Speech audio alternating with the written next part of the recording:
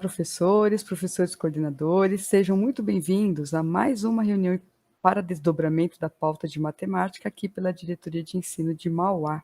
Somos as PCNPs Cristiane Sofilho e Silvia Neri, e a formação de hoje é para o desdobramento da pauta de recuperação e aprofundamento para o dia 2 de dezembro de 2021. Silvia? Oi, Cris. Olá, professores. Bom, vamos aos nossos objetivos aqui. Então, primeiro, refletir sobre a preparação da semana de estudos intensivos, SEI, discutir possíveis encaminhamentos para apoiar o trabalho do PC, PAC, PCA, da escola e da semana de estudos intensivos.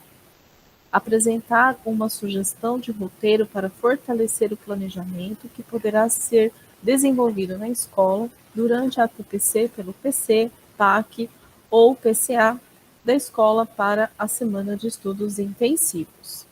Então, vamos iniciar a nossa preparação para a semana de estudos intensivos. A semana de estudos intensivos está prevista para ocorrer no período de 13 a 23 de dezembro de 2021 e entendemos, então, que há necessidade de planejarmos essa semana e traçarmos objetivos. Muito bem, Silvia. Então, vamos refletir um pouquinho sobre a semana de estudos intensivos. É importante retomarmos, né, a importância dessa semana como momentos específicos de retomada, de recuperação e aprofundamento de conceitos e habilidades essenciais.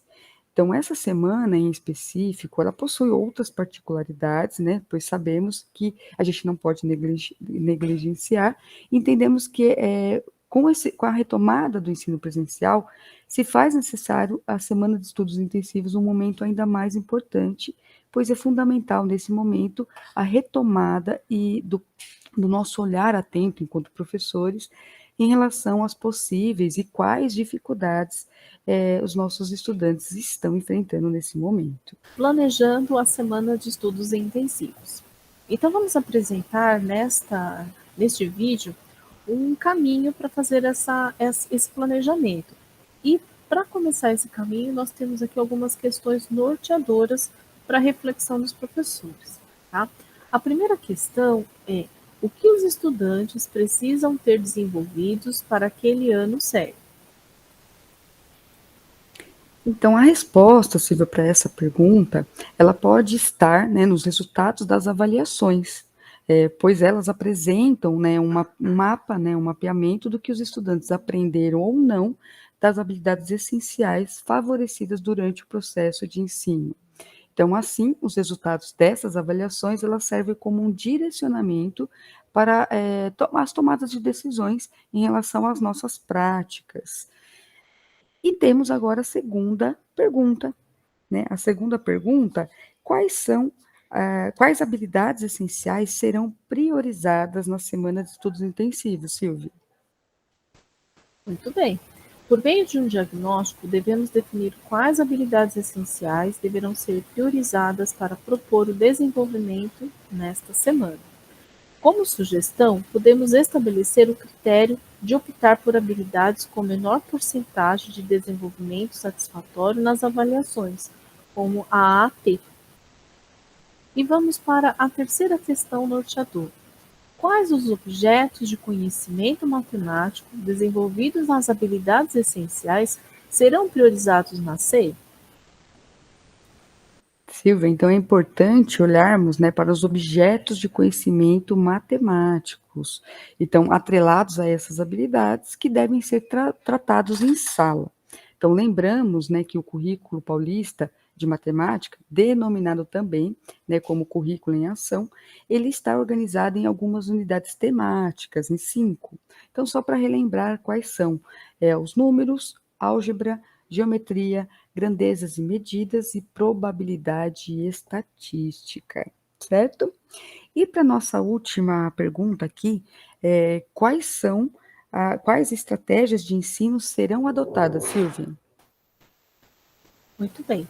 Depois de você já definir, por meio de diagnóstico, quais são as habilidades e qual o objeto de conhecimento, nós temos a fase do planejamento, que se faz necessário pensar em estratégias para potencializar a implementação de atividades de modo a possibilitar que o estudante, a partir da compreensão dos conhecimentos concernentes à matemática, tenham possibilidade de aplicá-lo em situações diversas. Então, uma vez aí entendida, né, a intencionalidade já da nossa semana de estudos intensivos, agora a gente vai aqui para uma sugestão para vocês, tá, professores? Então, a gente sugere que vocês acessem aí a plataforma do CAED e busquem por meio das avaliações, né, dados das escolas, das suas turmas, dos estudantes, especificamente da sua escola, tá bom? E essas avaliações, elas podem nos trazer elementos quantitativos e qualitativos para analisarmos as fragilidades e potencialidades da aprendizagem. Então, por exemplo, aí, na AP, né, na AP3, a gente vai ter, com base nas informações que nós temos lá na plataforma da AP3, ela é possível identificar as habilidades nas quais os estudantes apresentam mais dificuldades, né, apresentaram mais dificuldades. Já na AP2, né, que vai estar lá no card, né, o guia de atividades, temos acesso às questões que foram usadas para avaliar as habilidades essenciais. Então, daqui a pouquinho a gente vai ver um pouquinho melhor aí, separadinho, cada um desses cards, tá bom? Então, assim, para a gente utilizar essas informações do CAED, então a gente utiliza essas informações para planejar, recuperar e aprofundar as aprendizagens, né, dos estudantes de forma alinhada a essas avaliações. Então, entendemos essas avaliações como um bom indicador de quais habilidades podem ser evidenciadas na semana de estudos intensivos. Ainda que saibamos que as APs, elas não são os únicos instrumentos balizador que temos, tá bom, para essa semana. Mas aqui nós trazemos essa sugestão, que foi trazida também pela secretaria, e vamos aqui agora falar um pouquinho aonde encontrar, né, esses dados, certo, Silvia? Isso mesmo, Cris. Então, vamos usar o seguinte caminho dentro da plataforma CAED, tá? Primeiro, vamos observar os resultados da avaliação AAP3, tá? Dentro do card Resultados. Vamos usar o diagnóstico dentro da AAP3, né? Para mensurar aí quais as habilidades nós vamos trabalhar. Sabemos que eles ainda são parciais, mas já podem dar indicadores bem interessantes do trabalho. Depois, vamos até o card de guia de avaliação das sequências digitais, onde temos as avaliações AP2 e AP1, tá? E as recomendações pedagógicas. Então, dentro do guia de avaliações das sequências digitais, é importante que você conheça em profundidade cada teste e questão, como foram construídos e quais as características dos itens que os compõem e os que eles efetivamente mensuram. Muito bem, Silvia. Então, agora aqui nós vamos trazer para vocês um exemplo, tá? Que nós aqui, eu e a Silvia, nós usamos. Então, a gente pegou o 8º ano dos anos finais para fazer um exemplo aqui de como fazer essa busca dentro da plataforma, tá bom? Então, primeiro passo, como a Silvia acabou de nos explicar, então a gente tem que entrar primeiro lá no card de resultados. Entrando nesse card de resultados, a gente observou o quê? O resultado da AP3, tá bom? Então, observamos e percebemos aqui, enquanto diretoria, porque lá no card vocês vão, na escola de vocês, cada um vai ter, vai analisar a sua unidade escolar. Tá? Nós aqui, enquanto diretoria, analisamos e observamos que o resultado que nós obtivemos na P3, tivemos o que utilizar aqui, percebemos que a habilidade, né, a EF08MA13, que é de resolver e elaborar problemas que envolvam grandezas diretamente ou inversamente proporcionais por meio de estratégias variadas. Então, nós tivemos aqui um percentual de acerto de apenas 39%. Então, mesmo ainda não tendo, né, a P3 ainda no completo, a gente observou que essa daí foi uma habilidade que estava muito fragilizada, e aí a gente foi agora observar, né, recorrer lá aos resultados da AP2, com a mesma habilidade. Então, o que nós fizemos? fomos agora no guia, né, no card de guia de avaliações das sequências digitais e observamos aqui os seguintes itens. Então, o item 4, que é a mesma habilidade, nós tivemos aí um percentual de acerto de apenas 13%. Então, o que a gente observou? Que esse item está falando sobre grandezas inversamente proporcionais, tá certo? Depois, observamos também no item 15, que também só tivemos 18% de acerto, que é a mesma habilidade, né? E também foi de inversamente proporcional. E também observamos que o item 20, com a mesma habilidade, só que os alunos tiveram um percentual de acerto de 71%. Só que quando fomos avaliar, né, o item, observamos que estava falando de diretamente proporcional. Então, observamos aqui, né, você vê que tivemos 3 itens, 2 de inversamente proporcional e 1 de diretamente proporcional, e percebemos que os alunos estavam em defasagem no inversamente proporcional. Então, podemos, a partir de agora, analisar cada questão, né, cada item, e assim, planejarmos uma sequência de atividades para a semana de estudos intensivos com relação a essa habilidade. Silvia? Isso mesmo, Cris. Conforme a gente colocou lá no nosso caminho, né? Então a gente já viu qual a habilidade, já vimos qual é o objeto de conhecimento, né? E agora vamos estudar aqui um pouquinho mais a fundo as questões. Então, pode passar, Cris. Dentro do item 4, onde está esse olhinho, né? Consegue mostrar aí, Cris, por favor? Isso. Onde está esse olhinho, você consegue clicar e abrir a questão, né? Então, nós temos aqui uma questão em que fala que o Ricardo, que tem uma gráfica, tem 3 impressoras, tá? Idênticas e que juntas gastam 60 minutos para imprimir um lote de revistas, né? E aí ele vai contar aqui que uma delas vai quebrar e ele vai ficar com 2 impressoras, tá?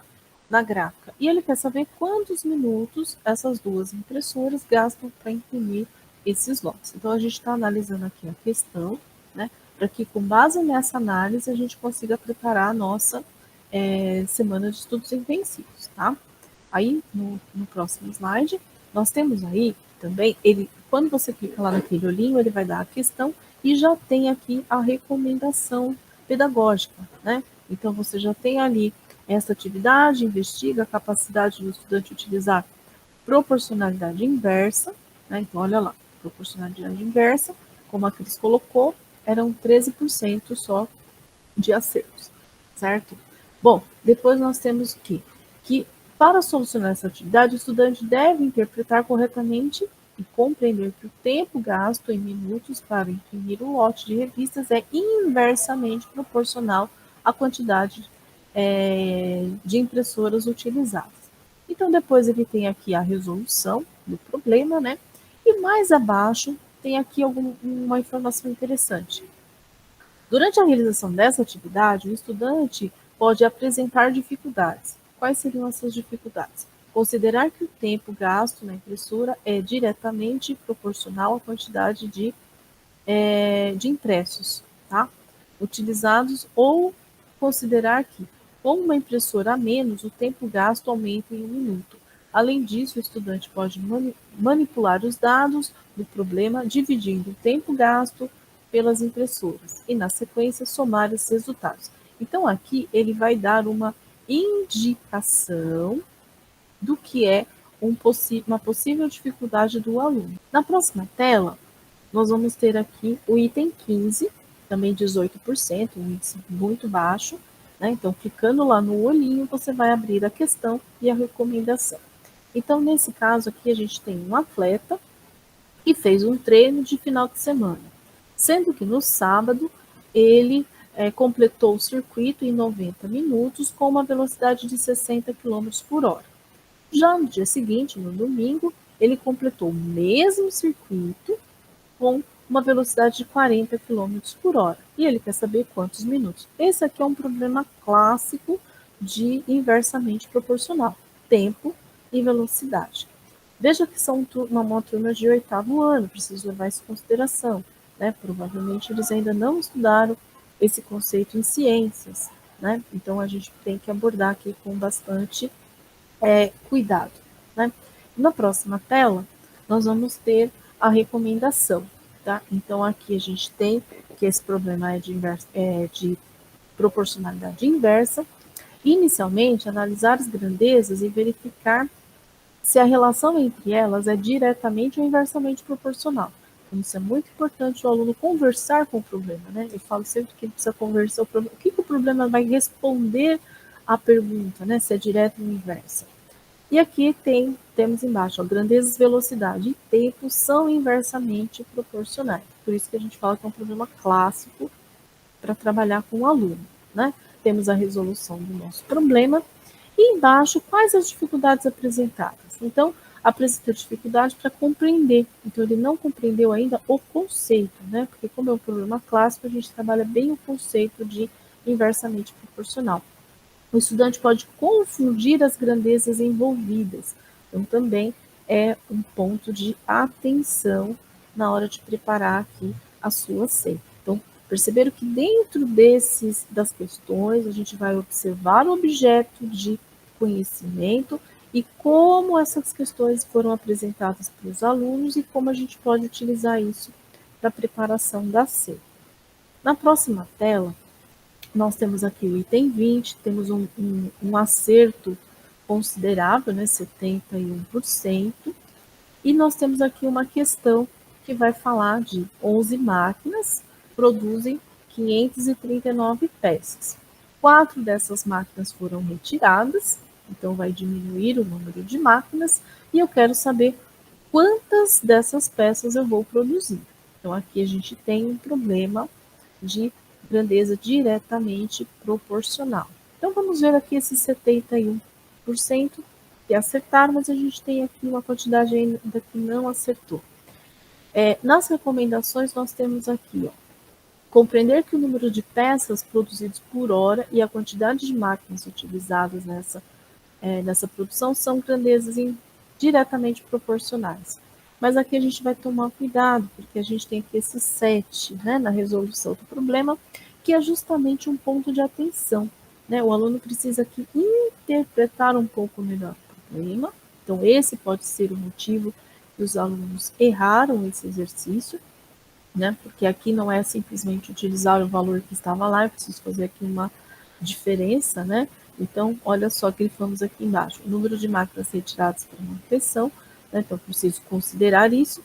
Quando deveria considerar o número de máquinas que continuam trabalhando, né? Então, eu preciso prestar bastante atenção na interpretação do problema. Então, aqui não é para eu recuperar, aqui é para eu aprofundar o conhecimento, né? Então, o aluno já tem conhecimento do que são grandezas diretamente proporcionais, eu tenho que melhorar com a interpretação do problema. Certo, Cris? Certo, Silvia, muito bem. Então, aqui, gente, só foi realmente um exemplo, né, de uma atividade. Aqui, enquanto diretoria, esse foi o percentual, esse foi a habilidade que nós encontramos com maior defasagem. Nas unidades escolares, cada unidade vai ter a sua especificidade. Então, vocês aí terão todo o tempo, né, nesse tempo de desdobramento, e também poderão utilizar aí a autonomia, né, para vocês utilizarem o que realmente, o objeto de conhecimento, a habilidade que ficar menor, com menor percentual nas habilidades, nas atividades, também nas avaliações de vocês, tá bom? Aqui então agora vamos fazer aqui somente, né, lembrando do roteiro, né, a sugestão de roteiro para vocês utilizarem aí com seus professores. Então, aí vocês vão assistir também, né, as transmissão de etapa, de ano e série. Então, com base nesses objetivos dessas transmissões, vocês poderão utilizar aqui uma sequência de reflexões. Então, vocês poderão lá analisar e refletir sobre as sequências de atividades dos volumes 1, 2, 3 e 4 do material Aprender Sempre. Então, após eu observar, né, as as avaliações e perceber que aquela atividade, aquela habilidade não foi o suficiente, né, a gente não conseguiu atingir o nosso objetivo, então eu vou lá, analiso e reflito sobre essas sequências de atividades no material do Aprender Sempre para poder planejar as minhas aulas aí na semana de estudos intensivos. Então, o segundo tópico é de analisar as questões, então vocês vão lá, analisem as questões, assim como a Silvia fez agora. Então, analisou as questões na AP e irão relacioná-las ao material do Aprender Sempre, para poder construir, né, que é o item 3, um plano de ação que possa proporcionar o desenvolvimento dessas habilidades aí, com a intenção de recuperar ou aprofundar essas habilidades, tá bom? E por fim, vocês vão definir aí os parâmetros que sirvam de referência para vocês acompanhar os objetivos estipulados para o aprendizado, para ver se realmente foi alcançado o que vocês aí planejaram, certo? Então, aqui tem umas sugestões, né, que a Seduc trouxe para a gente, de sugestões de proposição das atividades para a semana de estudos intensivos. Então, o primeiro tópico que eles colocam é de definir atividades conforme, né, as fragilidades e o aprofundamento de conhecimentos matemáticos de cada estudante. Isso a gente falou aqui de qual o caminho vocês vão percorrer para poder definir essas atividades, tá? Também o segundo, de encaminhar orientações detalhadas e as atividades para os estudantes com um cronograma de desenvolvimento e data de entrega final. Então, a gente tem que deixar isso bem organizadinho, né, bem detalhado aí, para que os alunos consigam cumprir com as atividades propostas, tá? Uma outra sugestão que eles trouxeram é de propor em pequenos grupos o desenvolvimento das atividades selecionadas, né, para que faça a recuperação ou aprofundamento. O quarto item é de acompanhar essas discussões, né, e o desenvolvimento desses grupos. Também de receber as atividades e preparar também o feedback. Então, não podemos deixar para o finalzinho, né, da semana de estudos intensivos a devolutiva a devolutiva dos materiais, né, das atividades, e não fazer o feedback com eles. Então, é importante finalizar essa semana e não deixar ele em aberto para o próximo ano, tá bom? E aqui também eles trouxeram as sugestões, né, das metodologias que vocês possam utilizar, e a gente vai fazer aqui relembrando o que a gente, todo o nosso percurso de estudos desse ano. Então, lá no primeiro semestre, nós estudamos o quê? A resolução de problemas, que é uma das metodologias, né, que nós utilizamos. No segundo bimestre, utilizamos a sala de aula invertida, o peer instruction, a gamificação, design thinking e a cultura maker. No terceiro bimestre, utilizamos os trabalhos, né, em pequenos grupos colaborativos, e agora terminamos os nossos estudos com os projetos, né? Então, aqui é somente para que, com base nesse estudo do ano todo, a gente possa, enquanto professor, refletir qual é a metodologia que eu melhor me identifiquei e que eu posso utilizar essa metodologia nessas 2 semanas de aprofundamento, né, de recuperação e aprofundamento, né, Silvia? Isso mesmo, Cris. Então foi um estudo bem intenso, né, durante esse ano todo, e o professor aí está bem embasado, né, para poder escolher qual a metodologia que melhor se adapta aí ao seu modelo de trabalho, ao seu estilo de lecionar. E aqui vamos para nossas referências, né, que é o nosso momento de estudo. Então, nós ainda continuamos trabalhando com aprendizagem baseada em projetos. Obrigada. O WebQuest, né, que o pessoal gostou bastante, né, como organizar uma atividade significativa. Então, aqui tem o link do site da Lilian Bassic sobre o WebQuest, que também vamos abordar novamente, atendendo aí a pedidos, no próximo ATPC também, tá? Como uma outra sugestão que a gente vai utilizar lá para a semana de estudos intensivos. Aqui o site da Unicamp, tá? Então aqui é um link bem interessante porque ele tem vários vídeos curtos que podem ser usados aí como motivador caso o professor queira utilizar a aprendizagem baseada em projetos. Tá? Na próxima tela, nós temos aqui sobre avaliação da aprendizagem, discussão de caminhos, também nós utilizamos para discutir com vocês sobre avaliação. A nova escola, né, tecnologia na educação. E também, na última tela, nós temos alguns sites, né, de materiais também que nós utilizamos para conversar com vocês durante todo esse bimestre. Muito bem, Silvia, é isso mesmo. Então, aqui, gente, a gente deixa para vocês esse resumo, né, resumo e também algumas sugestões aqui para vocês trabalharem com seus professores aí na escola, e esperamos que vocês utilizem, né, alguma dessas nossas sugestões e que fique claro todo o percurso que vocês devam fazer com os professores nas ATPCs do dia 2, tá certo? Então, gente, até a próxima, muito obrigado.